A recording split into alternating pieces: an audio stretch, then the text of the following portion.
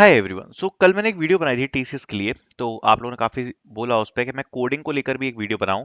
ये दो coding questions जो आने वाले टीसीएस में उसके लिए हम क्या वेटेज रख सकते हैं, कैसे प्रिपेयर कर सकते हैं। First of all make sure to like this video. And जैसा कि आपको पता ही है, मैं फ्री कंटेंट भी काफी सारा प्रोवाइड करा रहा हूँ टीसीएस के लिए। तो मेक श्योर कि आप उन चीजों को देखते जाएं। वन शॉट वीडियो भी डाली है अभी, वर्बल एबिलिटी की और कोडिंग की भी डाली है। तो काफी सारा कंटेंट फ्री में डाल रहे हैं चैनल के ऊपर। सो मेक श्योर कि आप उसको सपोर्ट करें, इन वीडियोस को लाइक करें। इस वीडियो में हम यहाँ पर बात करने वाले कोडिंग क्वेश्चन के बारे में, और बिल्कुल खोद के निकालेंगे कि टीसीएस आखिर कर क्या रही है कोडिंग क्वेश्चंस में। ठीक है, तो स्टार्ट करते हैं। केवल कोडिंग क्वेश्चंस की बात करेंगे इस वीडियो में। एक मेरी थोड़ी सी डिसअपॉइंटमेंट है, वो भी मैं बता रहा हूँ कि देखो, अभी टीसीएस का एग्जाम अपन मान लेते हैं कि 10 मार्च को होगा। 10 मार्च अपन अपने मन में मान के चलते हैं, यहाँ से स्टार्ट हो रहे हैं एग्जाम। ठीक है, तो अपन इसी को डेडलाइन लेके चलते हैं कि भैया जो एग्जाम है इसके आसपास होगा। डिसअपॉइंटमेंट ये है कि भाई अभी भी बच्चे सीरियस क्यों नहीं हो रहे हैं। ये इतनी बड़ी अपॉर्चुनिटी है 2026 बैच के लिए, 2025 बैच के लिए, 2024 बैच के लिए। Most of the students wait कर रहे हैं कि एडमिट कार्ड आ जाए, उसके बाद पढ़ना चालू करेंगे। एडमिट कार्ड आ जाए, उसके बाद मॉक टेस्ट करना चालू करेंगे। क्या आप लोग ये सोच रहे हो कि टीसीएस को आप 4 से 5 दिन में निकाल लोगे? भैया कोई देवता भी उतर जाएगा तो भी नहीं निकाल पाएगा 4 से 5 दिन में। ठीक है, इतना ओवर कॉन्फिडेंस है या क्या है, ये चीज मुझे समझ में नहीं आ रही। क्योंकि पता नहीं क्या क्या ही कर रहे हैं बच्चे, कैसे इतने रिलैक्स हो सकते हैं इस टाइम में, जबकि माहौल इतना खतरनाक हो रखा है कि कंपनीज आ नहीं रही हैं हायर करने के लिए। तब भी मैं देख रहा हूँ बिल्कुल ऐसे चिल बैठे हैं कि हाँ टीसीएस चलो आज थोड़ा बहुत 1 घंटे पढ़ लिया, आधा घंटे पढ़ लिया। अरे भैया प्रॉपरली 6 से 7 घंटे देने पड़ेंगे डेली के। यहाँ से 6 से 7 घंटे दोगे ना डेली के, कंपटीशन आप क्या हल्का समझ रहे हो कि क्या है? मतलब बिल्कुल ऐसा रायते की तरह निकल जाएगी टीसीएस, ऐसा कुछ नहीं है। काफी मेहनत करनी पड़ेगी। ठीक है, तो पहले तो सीरियस हो जाओ थोड़ा सा और पढ़ना स्टार्ट करो ढंग से, क्योंकि ज्यादातर बच्चों का बहुत मतलब ऐसे इजी पीजी वाला रुख चल रहा है। बाकी अच्छा, मैं लाइव टेस्ट हम लोग कंडक्ट करवा रहे हैं, मैं आपको पहले ही बता रहा हूं। आज भी 3 लाइव टेस्ट आज लाइव हैं, और फुल लेंथ टेस्ट मार्च 1 से स्टार्ट होंगे। उसका पर्पस क्या है वो पहले ध्यान से समझ लो। जब आप लाइव टेस्ट को अटेम्प्ट करोगे ना, तो अटेम्प्ट करने के बाद, जैसे सपोज 20 क्वेश्चन का लाइव टेस्ट है, वो आपने अटेम्प्ट किया और टोटल 200 बच्चों ने वो लाइव टेस्ट को अटेम्प्ट किया, तो आप ये देख पाओगे कि आपकी रैंक क्या आ रही है। उससे आपको ये पता पड़ेगा कि टीसीएस के एग्जाम में आप कैसा परफॉर्म कर पाओगे। क्योंकि अगर आप यहां पर अच्छा परफॉर्म नहीं कर पा रहे हो, 200 बच्चों ने टेस्ट दिया, और अगर आपकी रैंकिंग उतनी अच्छी नहीं आ पा रही है, तो आप यहां पर अगर अच्छा परफॉर्म नहीं कर पा रहे हो लाइव टेस्ट में, तो आपका एक्चुअल एग्जाम में भी आपका परफॉर्मेंस कुछ खास नहीं होगा, ये बात समझ लेना। और वो जो लाइव टेस्ट है, फुल लेंथ लाइव टेस्ट है, वो सब अभी चल रहे हैं। टीसीएस एनक्यूटी की मॉक टेस्ट सीरीज में प्रैक्टिस सेट्स तो हैं ही, आप देख सकते हो। प्रैक्टिस सेट्स तो यहाँ पर हम डाल ही रहे हैं, काफी सारे आपको प्रैक्टिस सेट मिल जाएंगे प्रैक्टिस करने के लिए। एंड अंदर भी आपको आप देख सकते हो यहाँ पे प्रैक्टिस सेट्स मल्टीपल प्रोवाइड कराए गए हैं आपकी प्रैक्टिस करने के लिए। एंड लाइव टेस्ट अभी चल रहे हैं टीसीएस एग्जाम के। ठीक है, तो आप देख सकते हो ये सारे लाइव टेस्ट अभी चल रहे हैं आपकी प्रिपरेशन के लिए। तो ये सब हम आपको प्रोवाइड करा रहे हैं, कोडिंग की शीट्स वगैरह प्रोवाइड करवा रहे हैं। तो ये सब आप ही लोगों के लिए है, जिससे आप लोग अच्छे से प्रिपेयर कर पाओ। लिंक आपको डिस्क्रिप्शन में मिल जाएगी इसकी। ठीक है, एंड कोडिंग शीट्स वगैरह भी आपको इसमें मिल जाएंगी। कोडिंग शीट्स वगैरह प्रोवाइड जो इसमें करवा रहे हैं वो भी आपको इसमें मिल जाएंगी। ठीक है, तो ये जरूर आप यूज करो, लाइव टेस्ट दो डेली। और अगर अभी नहीं दे रहे हो तो फिर कभी मत देना। बिकॉज अगर अभी 13 दिन बच्चे हैं और ये सोच रहे हो कि लास्ट के 4 से 5 दिन में प्रिपरेशन हो जाएगी, तो ऐसा होगा नहीं। प्रिपरेशन करनी है तो जिन्हें जल्दी से जल्दी ट्राई कर सकते हो करो, क्योंकि ऐसे भी बच्चे हैं जो पिछले 2-2 3-3 महीने से प्रिपेयर कर रहे हैं इस एग्जाम के लिए। तो अगर आप ये सोच रहे हो कि अभी भी आपके पास टाइम है, तो आप बहुत बड़ी गलत फहमी में हो, मैं पहले ही क्लियर कर रहा हूँ। ठीक है, बिल्कुल डिले मत करो। आप ऑलरेडी थोड़े से लेट हो। अगर आप चाह रहे हो ना कि भाई कोर्स वोर्स मॉक टेस्ट वगैरह देना है, तो तुरंत आज अभी इसी वक्त आप लोग इसमें एनरोल करो और अपना लाइव टेस्ट वगैरह देना चालू करो। ठीक है, जिससे आपकी टाइम मिले थोड़ा सा प्रिपरेशन करने के लिए। अब बात करते हैं जरा कोडिंग क्वेश्चंस के बारे में। तो देखो, इसको थोड़ा सा अपन डिटेल में समझेंगे। सबसे पहले कोडिंग क्वेश्चंस के बारे में हमें डिस्कस करना है। सबसे पहले आपको ये बात पता होगी कि यहाँ पर दो कोडिंग क्वेश्चंस पूछे जाते हैं। अब ये कैसे डिवाइड होते हैं? एक क्वेश्चन के लिए आपको मिलेगा जिसको टीसीएस कहती है इजी, और उसके लिए टीसीएस आपको देगी 35 मिनट्स। एक को टीसीएस बोलती है मीडियम, और इसको सॉल्व करने के लिए टीसीएस आपको देगी 55 मिनट्स। ज्यादा टाइमिंग के इश्यूज नहीं आते हैं कोडिंग क्वेश्चन के अंदर। अगर आपको कोडिंग क्वेश्चन आ गया तो आ गया, और नहीं आया तो नहीं आया। ठीक है, ये वाला सीन होता है। इसको समझेंगे जरा। अब जनरली इस साल का जो एग्जाम हुआ है वो कैसा हुआ है, मैं आपको समझाता हूँ। इसमें थोड़ा सा ये लोग गड़बड़ घोटाला कर देते हैं। कैसे? जो इजी वाला क्वेश्चन है 35 मिनट्स का, अब यहाँ के तो टोटल 2 सिनेरियो बनेंगे। अभी जो इस बार एग्जाम हुए से, तो कुछ कुछ फेजेस में उनने ऐसा एग्जाम क्वेश्चन पूछ लिया कि जैसे 6.4352 है, इसको राउंड ऑफ कर दो 2 डेसिमल तक, तो आंसर क्या आ जाएगा? 4 3। इतना सिंपल क्वेश्चन, एक नंबर दिया है उसको राउंड ऑफ करना है, ठीक है। तो एक तो इतना सिंपल क्वेश्चन पूछ लिया, और ऐसे ही इस प्रकार के और भी कुछ क्वेश्चंस पूछे। जैसे एक बार डायरेक्टली इजी वाले क्वेश्चन में कडेंस एल्गोरिथम पूछ ली थी, ठीक है। तो मतलब कभी कभार तो शिफ्ट में ऐसा हुआ कि जो इजी वाला क्वेश्चन है ना वो सच में इजी ही आ रहा है और उसमें ज्यादा कुछ नहीं है, कंपाइलर भी सही वर्क कर रहा है और इजीली हो पा रहा है। कभी कभार ये जो इजी क्वेश्चन था इसको एकदम से बहुत हार्ड कर दिया, तो इसमें डिफिकल्ट भी क्वेश्चन पूछा, प्लस लैंग्वेज, मेन प्रॉब्लम है लैंग्वेज। लैंग्वेज और इनपुट आउटपुट इतना खराब था कि बच्चों को समझ में ही नहीं आया कि लैंग्वेज कैसे यूज करें, लैंग्वेज में क्वेश्चन क्या कहना चाह रहा है, इनपुट आउटपुट कैसे लें, तो सब कुछ काफी खराब कर दिया इसमें, ठीक है। तो ये एक बहुत बड़ी समस्या है कि आप टीसीएस में जो इजी क्वेश्चन है या हार्ड क्वेश्चन है उसको आप प्रिडिक्ट नहीं कर सकते कि वो किस लेवल का आएगा और कैसा क्वेश्चन आने वाला है। बहुत ज्यादा लक बेस्ड है, बहुत ज्यादा। कोई भी अगर कह देना कि इजी क्वेश्चन इजी आएगा हार्ड हार्ड आएगा तो उसको बिलीव मत करना, क्योंकि मैं तो सीधी बात बता रहा हूं आपको, ये काफी ज्यादा लक बेस्ड है, ठीक है, ये लक पे चलता है। अब तब भी अगर उसको हम कैटेगराइज करें क्वेश्चंस को देखते हुए तो जितना चीजें नोटिस करी हैं वो मैं आपको बताऊंगा। जो फर्स्ट क्वेश्चन है जनरली वो कुछ टॉपिक्स के ऊपर रहता है, जिसमें सबसे पहले आता है आपका एरेज। एरेज के बाद आता है आपका स्ट्रिंग्स, फिर आता है आपका नंबर्स, नंबर्स के ऊपर कुछ हो सकता है, फिर आता है कन्वर्जन्स, कन्वर्जन, एंड देन आता आता है बिट्स ऑपरेशन, बिट्स ऑपरेशन।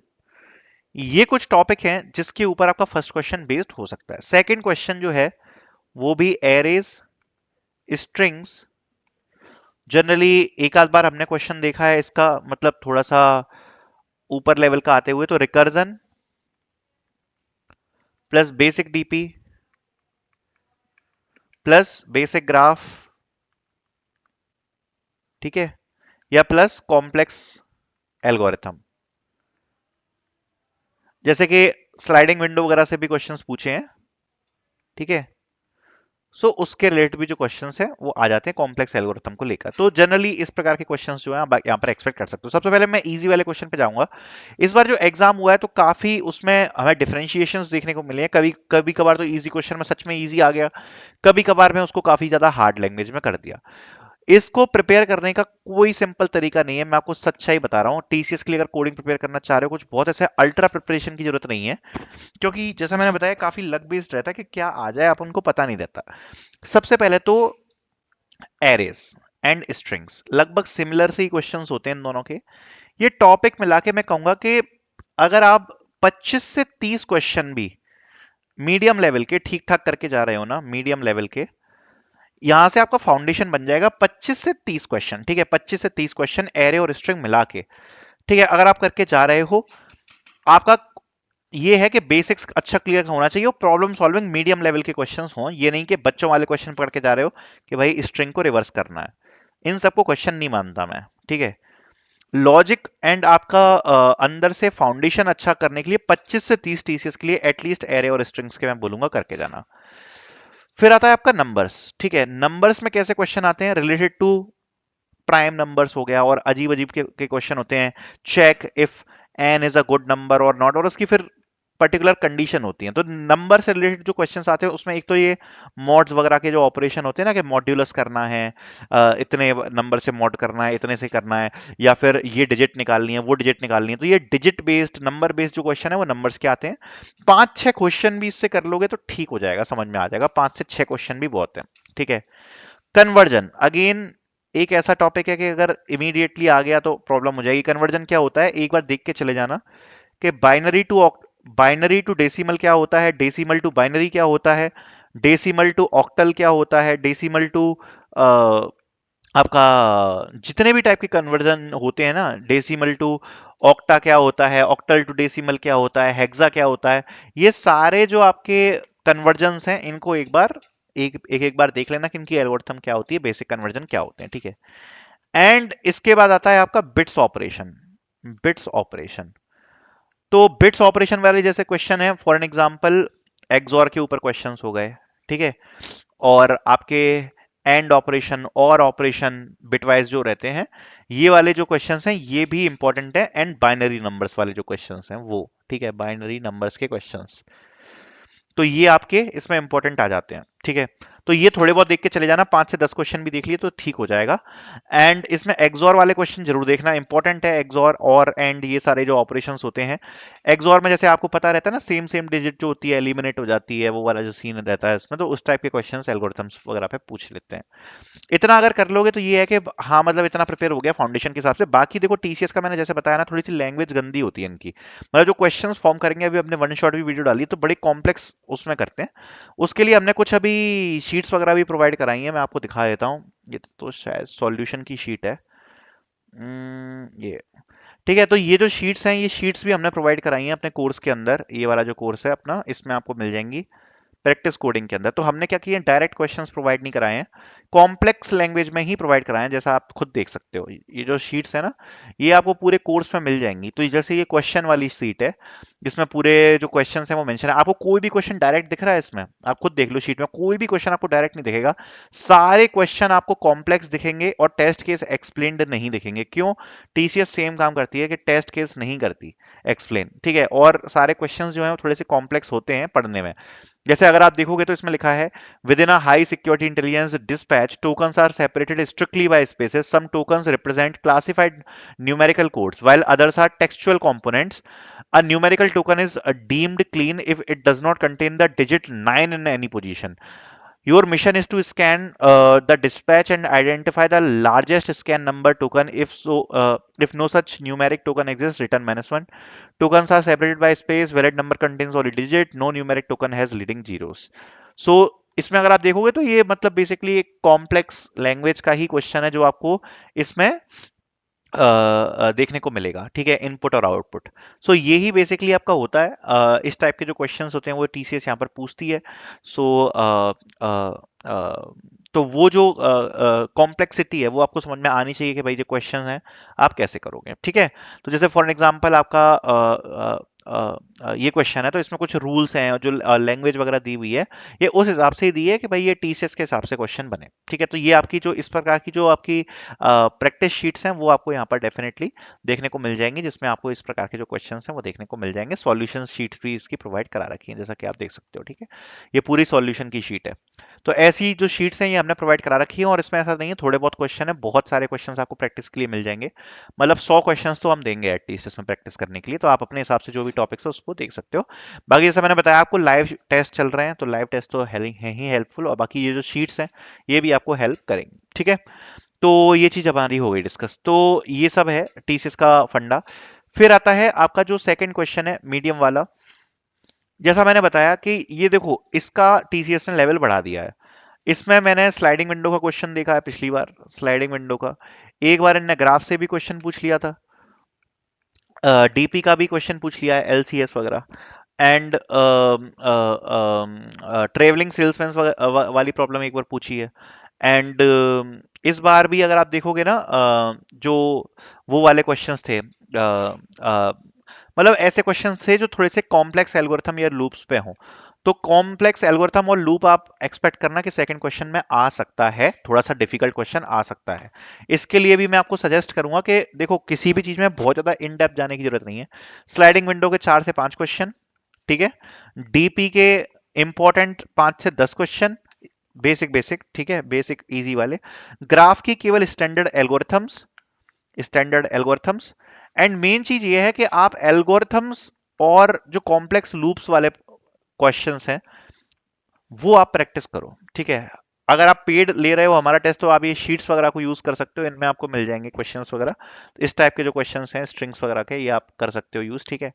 और अगर आप नहीं ले रहे हो तो भैया फिर हैकर रैंक वगैरह से देखना, वहां पे देखो डायरेक्ट क्वेश्चन मिलेंगे, ऐसे तो नहीं मिलेंगे आपको इस प्रकार के, बट डायरेक्ट क्वेश्चंस वगैरह मिलेंगे, उनसे आप प्रैक्टिस कर सकते हो, ठीक है। मेन चीज ये है कि देखो, अगर आपको निपटाना है कोडिंग, फाइनल रोड मैप के बारे में बात कर लेते हैं। मैं 10 दिन का समय मान के चल रहा हूँ कि भाई 10 दिन का समय है आपके पास, ठीक है, 10 दिन का समय। अगर अभी से आप बैठोगे कि भाई हमें प्रिपेयर करना है, अभी से अगर आप बैठ रहे हो ना कि हमें प्रिपेयर करना है, ठीक, और 10 दिन का आपके पास समय, और अगर आप ये सोच रहे हो हमें बिल्कुल भी बेसिक्स भी नहीं आते, तो कुछ नहीं हो पाएगा। पहला दिन मैं आपको बताऊंगा कि इनपुट आउटपुट अच्छे से लेना सीख लेना, इनपुट आउटपुट, ठीक है। एक बार अगर सी प्लस प्लस कर रहे हो तो एस टी एल रिवाइज कर लेना, जावा कर रहे हो तो कलेक्शन फ्रेमवर्क रिवाइज कर लेना। पहले दिन के लिए इतना ही बहुत है। इनपुट आउटपुट एक बार सारे अच्छे से देख लो, एस टी एल कर लो, कलेक्शन फ्रेमवर्क देख लो, ठीक है। सेकंड डे आपका आएगा, इस दिन आपको एरे करना है एंड स्ट्रिंग, ये दोनों को मिला के करना है। इसके कुछ क्वेश्चन इजी, कुछ मीडियम, लगभग 10 क्वेश्चंस आप कर सकते हो एक दिन के अंदर, इजीली हो जाएंगे, ठीक है।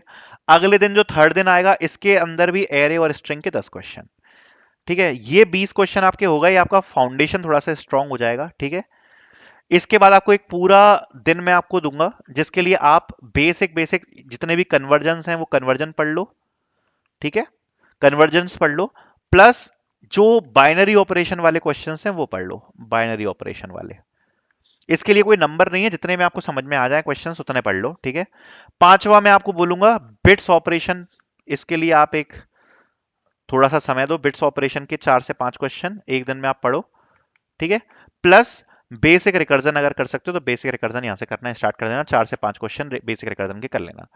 अगले दिन मैं आपको सजेस्ट करूंगा कि यहां पर अगले दिन जैसे ही आपका बेसिक रिकर्जन खत्म होता है, तो यहां पर आप बेसिक डीपी कर लो भाई, बेसिक डीपी के 5 से 10 क्वेश्चन के बीच में क्वेश्चन करो। सातवें दिन स्लाइडिंग विंडो, ठीक है, हीप, प्रायोरिटी क्यू, इनसे रिलेटेड जो क्वेश्चंस होते हैं ये सब, अगर 5 से 6 क्वेश्चन भी कर लोगे तो ठीक है। आठवें दिन मैं आपको बोलूंगा कि बेसिक ग्राफ, ठीक है। स्टैंडर्ड जो एल्गोरिथम्स होती हैं 5 से 6 केवल वही करनी है, उसके अलावा कुछ नहीं करना। ट्रीज मैंने देखा नहीं है क्वेश्चन आते हुए, अगर आप चाहो तो पढ़ सकते हो। इसके अलावा फिर 9वां और 10वां दिन आता है, इस दिन कुछ नहीं करना, केवल रिवाइज मार लो सारे जो भी आपने क्वेश्चन किए, और जो कॉम्प्लेक्स एल्गोरिथम के क्वेश्चंस हैं वो देख लो इसमें, ठीक है। इतने में 10 दिन में आपका ये जो पूरा कोडिंग है ये निपट जाएगा। एक रोड मैप मैंने आपको बना के दे दिया है कि क्या करना है। टोटल अगर 60-70 क्वेश्चन भी टोटल में कर लोगे तो ठीक है, एक टीसीएस के लिए आप प्रिपेयर हो जाओगे। बाकी हम शीट्स में तो लगभग 100 के क्वेश्चन आसपास देंगे, अगर आपने पेड कोर्स ले रखा है तो आप शीट्स से क्वेश्चन देख सकते हो, ठीक है। थोड़े से खतरनाक क्वेश्चन डाल रखे हैं इसमें, जिससे थोड़ी सी आपकी प्रिपरेशन उस हिसाब से हो जाए। अगर उतना टाइम नहीं है सोचने का तो शीट, दोनों शीट्स ओपन कर लो, इधर क्वेश्चन वाली इधर सॉल्यूशन वाली, ठीक है। इधर आप शीट देखते जाओ कि भाई क्या क्वेश्चन है, पहले थोड़ा सा दिमाग लगाओ कि भाई क्या समझ में आ रही है, एल्गोरिथम समझ में आ जाए, तुरंत सॉल्यूशन देख लो कि इसको ऐसे कर सकते हैं, तो तुरंत तुरंत आपकी जो शीट है वो निपट जाएगी, ठीक है। तो आई होप ये चीज आपको समझ में आई होगी। बाकी आपको लाइव टेस्ट वगैरह चल रहे हैं, लिंक डिस्क्रिप्शन में मिल जाएगी। Thank you so much for watching.